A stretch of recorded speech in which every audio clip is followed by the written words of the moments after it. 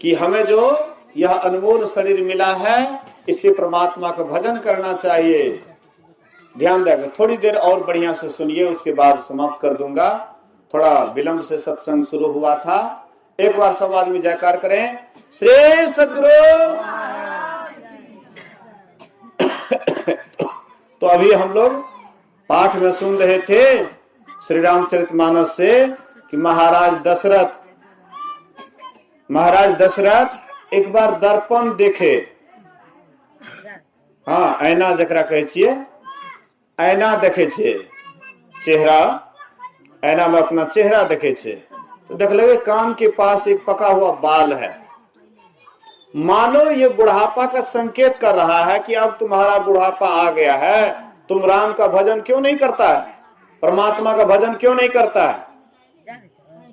श्री सद्गुरु गप नहीं करी, घंटा कनिए देर तक ध्यान से सुनने छे। हाँ, 15-20 मिनट 5:30 बजे तक ही कार्यक्रम हेते, तकर बाद आरती भए जेते। कनिए देर कंटा धैर्य धाकर जो इतना ऋण तो एकटा घोड़ो कीन। बोलिए श्री सद्गुरु महाराज। तो महाराज दशरथ कान के पास देखते हैं पका हुआ बाल, मानो बुढ़ापा संकेत कर रहा है, अब क्यों नहीं भगवान का भजन किया जाए। तो यह बात जा करके हाँ गुरु वशिष्ठ से कहते हैं। गुरु वशिष्ठ ने कहा कि तुम्हारा विचार बड़ा सुंदर है, इसीलिए हाँ कल ही राम को राजगद्दी मिलनी चाहिए। हाँ, बिहान होकर के राम को राजगद्दी मिलती, इसलिए प्रजाओं में बड़ी उत्साह थी कि कल राम राजा बनेंगे। हाँ, राम को हम लोग इसी आंख से देखेंगे कि राजा बने हुए हैं। लेकिन रात भर में उलट फेर हो जाता है। हाँ, केकई की दासी थी सुमित्रा। सुमित्रा कहती है कि कौन कहता है राम राजा बनेगा। अरे राम राजा नहीं बनेगा। तो प्रजा लोग कहती थी कि तुमको कान है कि क्या है। अरे महाराजा घोषणा कर दिए, राजा घोषणा कर दिए हैं कि कल राम को राजगद्दी दी जाएगी। तो वह मंथरा दौड़ते हुए जाती है अपनी मालकिन केकई के पास और केकई से कहती है कि तुम्हें कुछ पता है। बोले क्या। बोले कल राम को राजगद्दी मिलेगी, तुमको पता है। बोले कि हाँ। तो ये तो बढ़िया खुशी की बात है, राम तो सबके लिए प्रिय है, हमको राम बहुत मानते हैं। हाँ, हमको राम बहुत मानते हैं, इसलिए राम राजा बनेगा, ये तो खुशी की बात है। बोले कि देखो ये सब बात को दिमाग से हटा दो। देखो राजा कितने चालाकी करते हैं, तुम्हारे बेटा को ननिहार भेज दिया है, ऐसी बीच में राम को राजगद्दी देना चाहते हैं। अर्थात कौशल्या माता राजमाता बनेगी और तुम राजदासी बन जाएगी, तुमको हाँ कष्ट दिया जाएगा। केकई कहती है कि तू घड़फोड़ी है, तू झूठ बोलती है। हाँ, राम कभी भी मेरे साथ ऐसा नहीं कर सकते हैं। बोले कि वह दुनिया को छोड़ दो, जो तुम सोच रही है वह दुनिया चला गया, अब दूसरा दुनिया आने वाला है, इसलिए थोड़ा सोचो समझो। केकई को अच्छा नहीं लग रहा था लेकिन झूठी बात भी बारंबार सुनिएगा तो मन झूठाई की ओर मुड़ जाता है। लोग आजकल अक्सर क्या कहते हैं, कहते हैं कलयुग चाहिए, झूठ ने बोलबो न पेट नहीं भरता ना। लोग कहला कलयुग चाहिए, के सच्चा बोले वाला छे संसार में, सब झूठे छे। लेकिन सच्चा बोले वाला तक संसार में नहीं छे। इस संसार केना चल रहा छे, सत्य के ही बल पर ही संसार टिकल छे। कोई न कोई छे सत्य बोले वाला, जहाँ तक सत्य ने बोलते थी धरती नहीं रहते। लोग यदा कदा कहे कल युग में झूठ ने बोलते तो पेट न भरते, लेकिन यह बात नहीं है। सत्य बोल के भी देखल जाए पेट जरूर भरते। हाँ भा सके दोसर के ठगी बेमानी नहीं कह सकबे, दोसर के धन का हड़प नहीं सकबे, लेकिन जे सत्य बोलते ओकरो पेट भरते, ई नहीं छे कि वो भूखल रहते। हाँ लेकिन झूठा बात भी बारंबार सुने छे तो झूठाई की ओर मन मुड़ जाए छे। तो बारंबार जो ओकरा का सुनेल के ना धीरे धीरे ओकरा दिमाग पर एक असर भए गेले। कल के की करना चाहिए? कल के महाराज के पास तुम्हारा 2 वरदान रखा हुआ है। हाँ, 2 वरदान महाराज तुमको दिए थे, वह महाराज के पास रखा हुआ है। जिस समय में देवता और दानवों की लड़ाई चल रही थी, उस समय में महाराज गए थे सहयोग करने के लिए, तुम सारथी बन करके गई थी। तुम्हारी शूरता वीरता को देख करके महाराज ने तुझे 2 वरदान दिया था, लेकिन उस समय में तुमने बोली कि अभी हमको नहीं चाहिए, आपके पास ये धरोहर मैं रखती हूं, जब आवश्यकता पड़ेगी तब आपसे मांग लूंगी। तो वही अब मांगने का समय आ गया है, तुम महाराज से 2 वरदान मांग लो। तो क्या क्या मांगोगे? बोले कि पहला वरदान मांग लेना भरत को राज टीका, और दूसरे में राम को 14 वर्ष का वनवास। तो केकई क्या करती है? को भवन में चली जाती है, अपना जो कपड़ा लता पहनी हुई थी, हाँ, हार श्रृंगार की हुई थी, सबको जैसे तैसे कर लेती है, गहना जेवर को फेंक फाक देती है, बाल ताल उघाड़ लेती है, और जैसे तैसे भेष बना करके को भवन चली जाती है। महाराज दशरथ को मालूम होता है कि महारानी केकई को भवन में चली गई है। महाराज गए उसको मनाने के लिए, राजा दशरथ उसको गए मनाने के लिए। तो वह को भवन में कहती है कि आपके ऊपर मेरा 2 वरदान है, आप दीजिएगा कि नहीं दीजिएगा, हमको शंका है। बोले कि तुमने कभी मांगी नहीं, इसलिए मैंने नहीं दिया। तुम मांगो, अगर नहीं देंगे तब न, 2 के बदले 4 मांग लो, क्योंकि कल राम को राजगद्दी मिलने वाली है। बोलिए श्री सदगुरु महाराज। महाराज दशरथ तो दूसरे खुशहाली में थे, मन उसका मगन था कि मेरा बेटा राम कल राजा बनेगा। इसी खुशहाली में तुम 2 के बदले 4 मांग लो। केकई तो कुटिला, कुछ और ही विचार रखी हुई थी, इसलिए कहती है कि हमको 4 नहीं, हमको 2 ही वरदान चाहिए। हाँ, तो क्या क्या?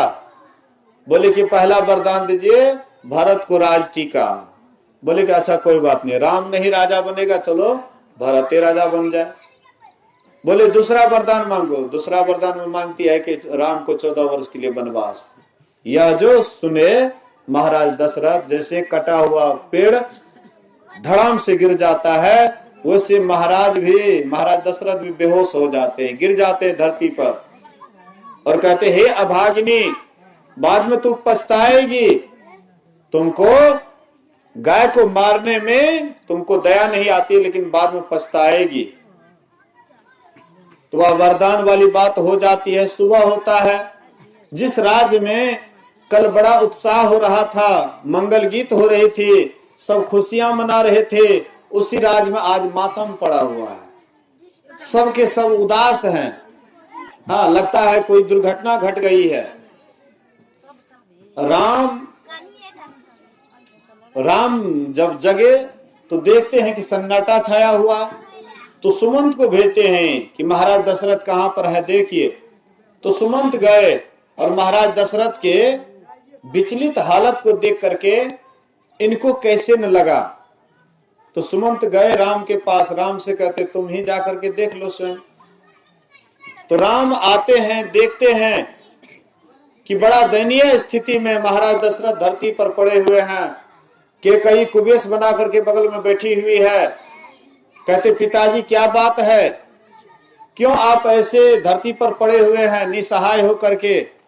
आपके डर से तो कितने दानव ठर्रा जाते थे, बड़े बड़े दानव ठर्रा जाते थे, देवता आपसे सहयोग मांगने के लिए आते थे, और ऐसे सूरवीर पिता जो धरती पर निसहाय अवस्था में पड़ा हुआ है, हे पिताजी क्या बात है, आप अपने हृदय की बात कहिए।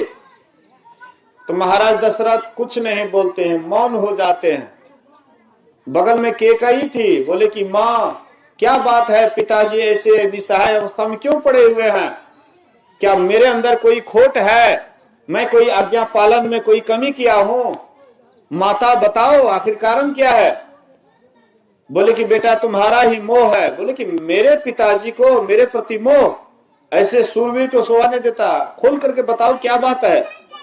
बोले कि बेटा ऐसी सी बात है, 2 वरदान महाराज के पास धरोहर रखा हुआ था, तो मैंने वही वरदान मांगी। पहले वरदान में भरत को राज टीका, और दूसरे में तुमको 14 वर्ष के लिए वनवास। भगवान राम कहते ये तो बड़ी खुशी की बात है माता, हमको राज मिलने वाला था, राज मिलता तो हमसे पाप पुण्य होता, लेकिन अब हमसे पाप पुण्य नहीं होगा। अब तो हम मतलब जो है साधु महात्मा का दर्शन करेंगे, ऋषि मुनि का दर्शन करेंगे, जंगल में रहेंगे, तपस्या करेंगे, साधना करेंगे, ध्यान करेंगे। ये तो मेरे लिए बहुत खुशी की बात है। ये छोटी सी बात के लिए हमारे पिताजी को इतना दुख हुआ, हमको विश्वास नहीं होता है। बोले कि नहीं बेटा यही सही बात है। तो बोले कि ये तो छोटी सी बात है, अभी मैं जाता हूं अपनी माँ से विदा लेकर के और फिर पिताजी से विदा लेकर के, तुमसे विदा लेकर के अभी मैं तुरंत जंगल के लिए तैयार हो जाता हूं।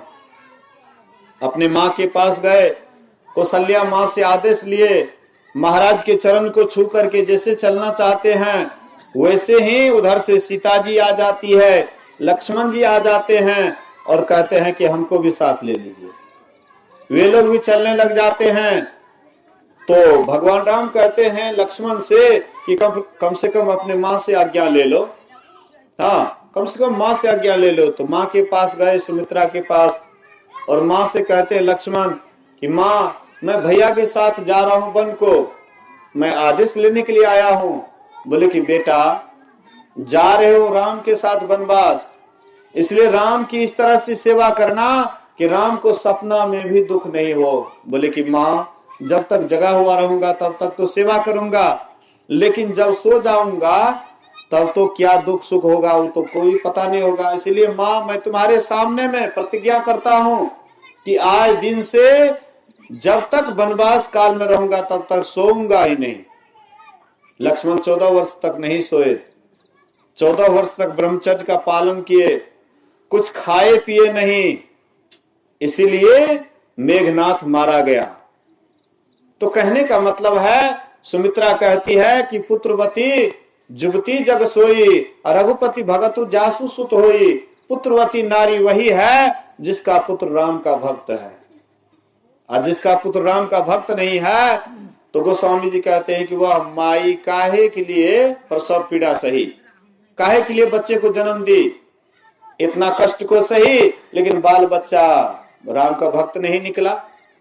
बाल बच्चा खाली संसार में ही मस्त हो गया, विषय भोग में ही मस्त रह गया और परमात्मा की भक्ति नहीं करते हैं। तो कहते हैं कि ऐसे माता को बांझ ही रहना चाहिए, अर्थात प्रसव पीड़ा नहीं सहना चाहिए, बाल बच्चा को पैदा नहीं करना चाहिए। बाल बच्चा को पैदा किए, आराम भक्ति से उसको मतलब ये नहीं है।